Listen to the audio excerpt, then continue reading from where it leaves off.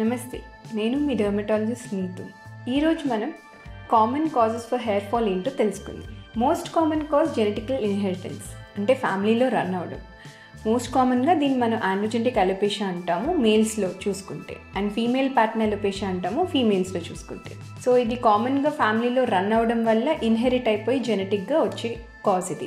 Then next common cause ఏంటంటే nutritional deficiencies, అంటే తినే ఫుడ్లో న్యూట్రిషనల్ డెఫిషియన్సీస్ రావడం వలన, ఎగ్జాంపుల్ ఐరన్ కానీ ఇంకా వేరియస్ అదర్ న్యూట్రిషనల్ డెఫిషియన్సీస్ మూలన ఇది వస్తూ ఉంటుంది.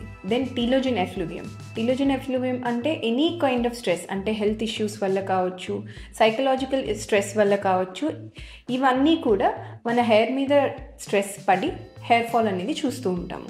మోస్ట్ కామన్గా ఈవెన్ చైల్డ్ బర్త్ తర్వాత కూడా వితిన్ 1 yearలో చాలా హెయిర్ ఫాల్ ర్యాంపెంట్గా చూస్తాము. అదర్ రీజన్స్ ఆనజన్ ఎఫ్లూవియం అనేది కూడా ఉంటుంది. ఆనజన్ అంటే the growth phase of the hair అనమాట.